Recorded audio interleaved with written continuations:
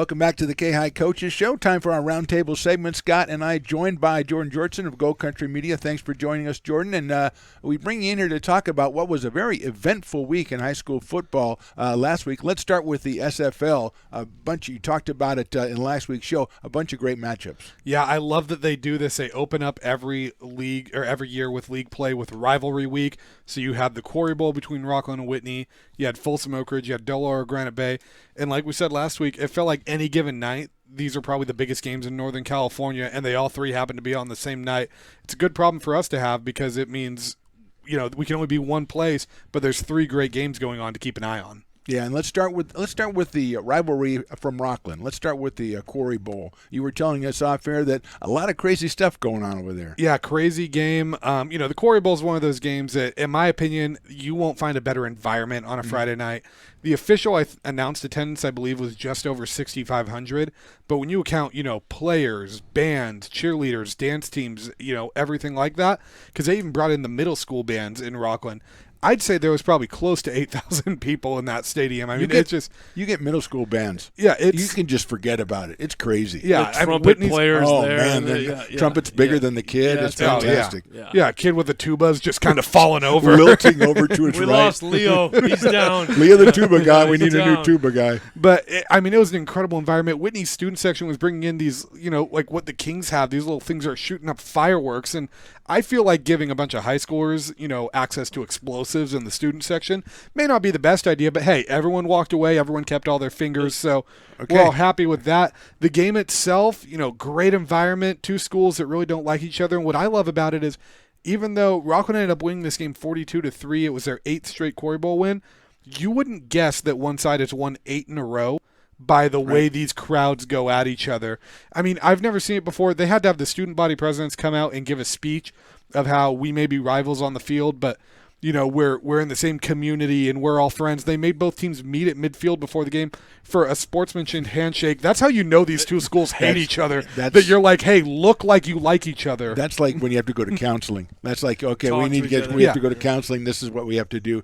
So Rockland, as we've talked about a couple of times, one of the favorites in there, and maybe a little under talked about. But their next game is against Folsom, right? So Folsom had a big one of their own. Yeah, they did. They ended up beating Oak Ridge. I think it was 42-21 was the final. I was watching the scores on this one, and I know Folsom jumped out of that 14-0 lead, but felt like halftime Oak Ridge was kind of knocking on the door, and even at one point I think it was 14-21 kind of later in the game before Folsom pulled away. But, we always say every year, hey, is this a year that someone is close enough to beat Folsom and maybe Oak Ridge is close enough to beat Folsom? It felt like that score didn't show how close the game is.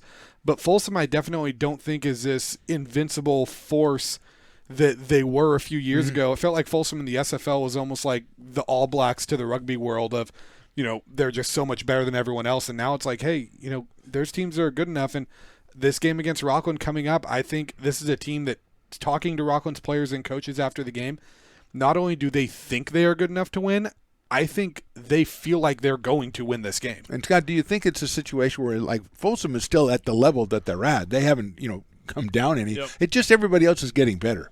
It is, but it's different this year with Folsom. In the past, you've had the Daniel Nagatas and the players that have gone to Clemson, and the Rico Flores who goes to Notre Dame, and you've had these, Daniel Nagata who goes to ASU. There was always somebody you're like, wow, that guy's tight end's going to go to Stanford. They're really good, but their quarterback is young, Ryder, and they're much more physical. If you look at their games, even the game they lost to De La Salle 21-14, the game they lost to Sarah, low scoring. Their defensive focus when they beat Monterey Trail, when they beat Turlock, their defense is doing more to get them in position. So this is a very different. Usually it's a 5 receivers wide, quarterback throwing it all over. Dan O'Graves, Gatorade Player of the Year, who threw for 50 and ran for 25. They're not like that this year. They in Oak Ridge made them earn their first downs. They made them earn their touchdowns. But I think what is different and what people are finding out is because they played De La Salle and because they played Sarah is they are really, really good on defense. They're really, really fast and athletic on defense, and their defense is very opportunistic. That's what happened at the end of the game. They can force turnovers. So Rockland probably feels very comfortable, and they should because they've had some nice wins. I would just say the level of play that Rockland has played outside of the league is nowhere near the speed and athleticism that Folsom has. Well, go to that other game in the SFL last week, Jordan. I think that might have been the most surprising result, if only for the margin of victory between the two teams, with Del Oro taking on Granite Bay. Yeah, from my understanding, my boss was the one covering this game, and he told me that Granite Bay just dominated in the trenches, really from the start. And one thing we noticed with Del Oro is they have struggled defending the run. They struggled defending the run a little bit against Casa Roble, and they struggled defending the run a lot against Placer. Absolutely. And, when you have a backfield with Carter Jackson and Isaiah Ene, that's going to pose some problems for Del Oro. And I think it's one of those where, looking back in hindsight, it's 2020 now, and we're like, I kind of see how Granite Bay was able to dominate that game the way that they did. But if I'm Del Oro now, there's a lot of questions because Rockland's a very run-heavy team. Folsom's a team that can pound the ball if they have to. Oak Ridge is a team that can pound the ball if they have to. So if you're Del Oro, you need to address these issues defensively on stopping the run very quick. Caden Pinnock still had a very good game. I believe he had over 300 yards still. He got his points. But, when you make Del Oro's offense one-dimensional and take away the running game, which is usually a bread and butter of a Del Oro team, and say, okay, beat us with Pinnock. Granted, if there's anyone in the section that can single-handedly beat another team, it's probably Caden Pinnock, but it's going to be tough when you're making the offense one-dimensional and making Del Oro really throw the ball 3-4 times in every set of downs. Yeah, and you can get, they got 22 points, I think, in this one. You can get into the 20s with using just Caden, but in this league, the other offenses are so strong, you might have to score more than that to be competitive. And when people forget, this year's a very sentimental year for Joe Catalico Jr. No one's talked about it. His son's a senior. Mm-hmm. I don't care what you are, but when your son's on the team, Carson Perry Smith is on the team. His dad played at Oregon. They have good receivers. They have good players. And this is a bread and butter thing. Joe Catalico below the radar. And how do you take away Caden Pinnock? You don't let him on the field. So what you do is you have 80 yards, 14-play drive, and in high school the clock's going fast. We saw it in the Casa Roble opener against Placer. Absolutely. Placer had 3 plays in the first quarter. So how do you win when you have 3 plays and when the other team's scoring at the end of drives in the red zone and getting touchdowns? And Carter Jackson, I know we talked ahead of the season who our player of the year was in the section. I still think he's vastly underrated. He's a very good running back. And we talk about depth. They can give it to Isaiah Ene just as well. You have a sophomore and a junior and a really strong front and a coach that really knows how to coach the run. In a way, Kyle Shanahan's so good on Sundays calling his run schemes are unique. How does he? McCaffrey's great, but he's always been great. But Kyle Shanahan finds ways to put him in the right spots. To me, Joe Catalico's always had an ability to give running backs and run plays some kind of unique look that you can't stop and gives his offensive line a big advantage. So another team that's good in the SFL is what you're saying. Absolutely. That's a shocker. Yeah. And another thing about Catalico, too, and I think this shows how deep the SFL is one, my boss was talking to him after the game, and him and Catalico go way back.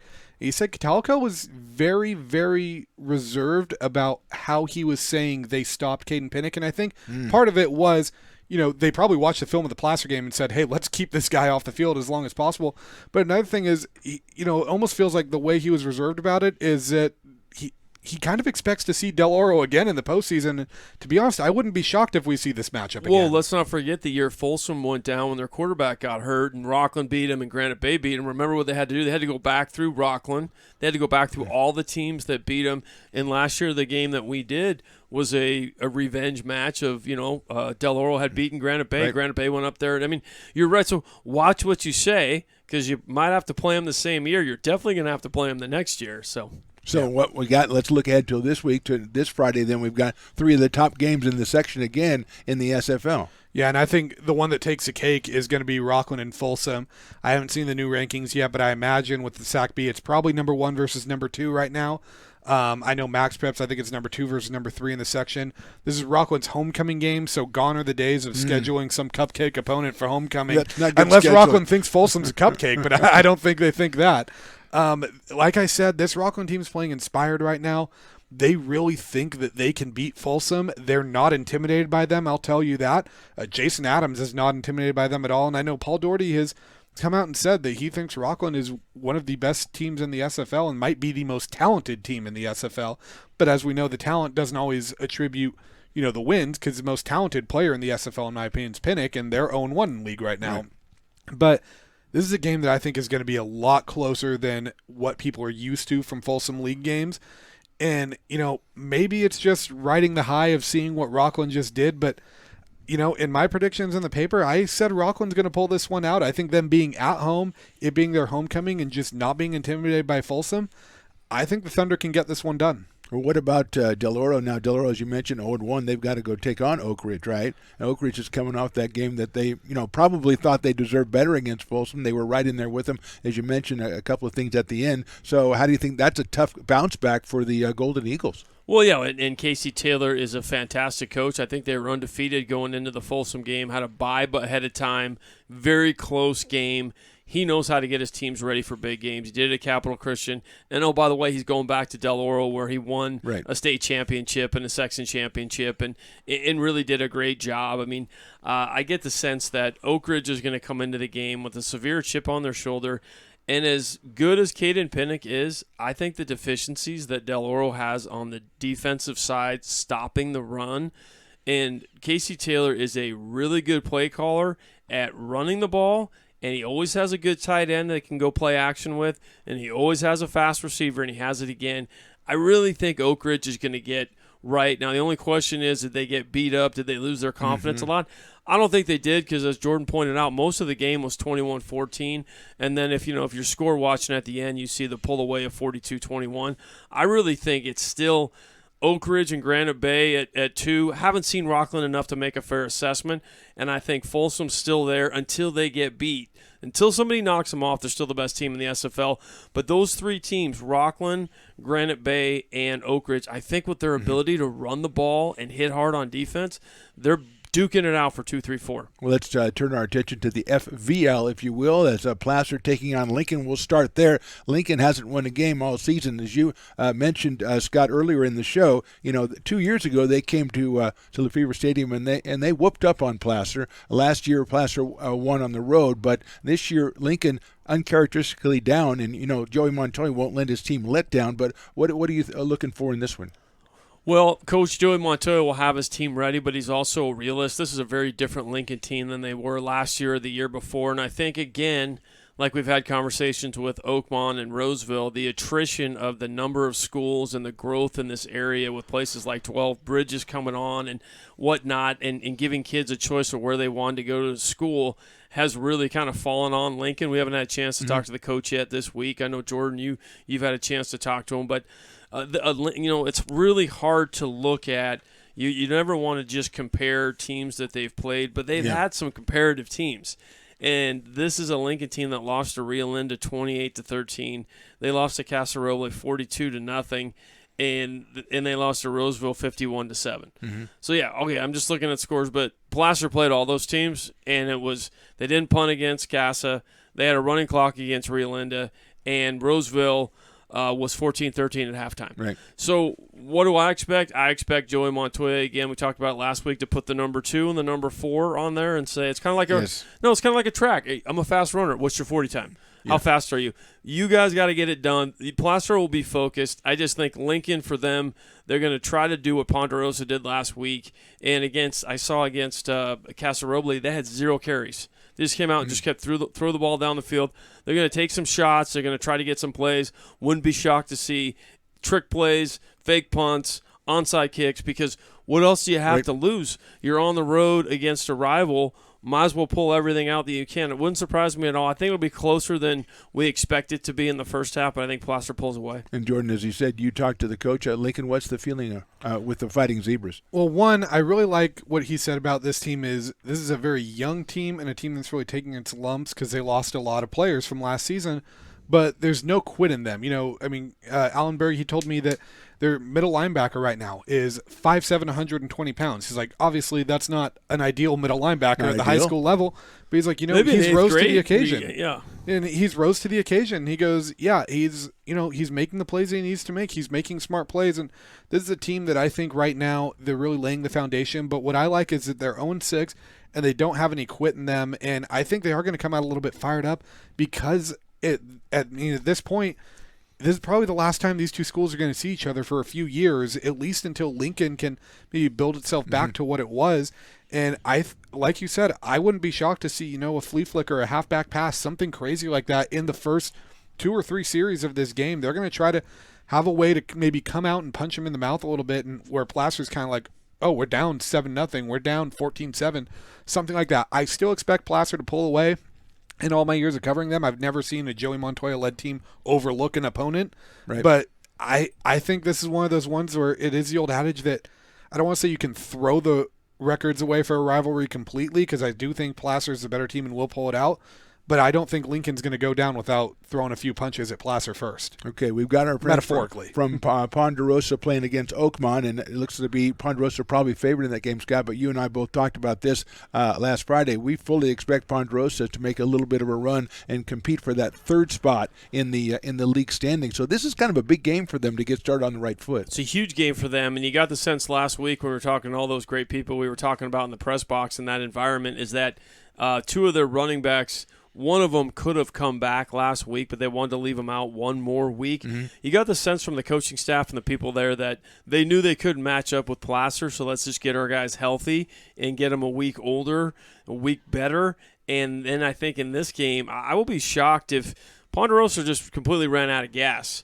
But they have a decent scheme. They got a great middle linebacker, and unfortunately, Oakmont's been down and taking their lumps. And I would be very surprised if I don't open the paper on Saturday morning or look at Joe Davidson's score sheet that he puts on Twitter on Friday night and not see that Ponderosa got the win and not see them continue to get healthier as they move through the league. And if we look at the other game, Jordan, Nevada Union against West Park, obviously West Park will be favored in that game, but it is kind of a measuring stick as the Hillmen get ready to face those two teams in the next 2 weeks to see just Nevada Union was 3-0 against Lincoln at halftime last week. It ended up, I think, winning 25-6 or something like that. So it will be kind of a measuring stick for the Hillmen to look ahead to their next 2 opponents, but I do expect West Park to come out with the win. I expect West Park to come out with a win, but I also think this is a little bit of a trap game for the Panthers. Going up to Grass Valley, that's not going to be an easy place for them to play. Nevada Union's a team that we've seen grow over the years. Mm-hmm. I expect West Park to get it done, but I wouldn't be shocked to see this game be a little bit closer, maybe even be a 1-score game going into the 4th quarter. I still think I feel like it's going to be almost more similar to that Folsom Oak Ridge game of, the better team's going to pull away later, but it could be one of those games where if Nevada Union comes and stands tall, it's going to be a close game at the half and maybe even through the 3rd. Yeah, we saw Nevada Union last year, Scott. They were kind of blown out against Placer, but they never gave up, and they came back, and they had the young quarterback, and he was throwing the ball all over the place. So to Jordan's point, I do expect them to make a little inroads against West Park, but West Park has been very, very good this year, so I would be surprised if they didn't win that game handily. West Park's the better team, but as we saw firsthand, it was 61-32, something like that, and it should have been – that's the first time that I saw a deficiency of Placer giving up the big play, but also told me that Nevada Union out of nowhere has a shot to make the playoffs, and they don't quit. Mm-hmm. But it'll be interesting to see because younger coaching staff at West Park, do they get their team ready for them? I think they do. They're a well-coached, well-schooled team, and I think they'll take care of business. I'm curious to see how they do defensively when they go up there against Nevada Union, because I think if their defense can shut them down in the first half, their offense can really run the table in the second half. Oh, great job, guys. Looked at the SFL. We looked at the FVL. That's all the time we have for this one. That's our show for tonight. On behalf of my partner, Scott Gordon, with thanks to Jordan Georgeson and our special guest coach, Joey Montoya, we thank you for listening. Remind you to tune in Friday at 7:30 when the Hillmen return home to host the Lincoln Fighting Zebras. This has been the KI Coaches Show, brought to you by Foreman Eye Care. Good night, everybody.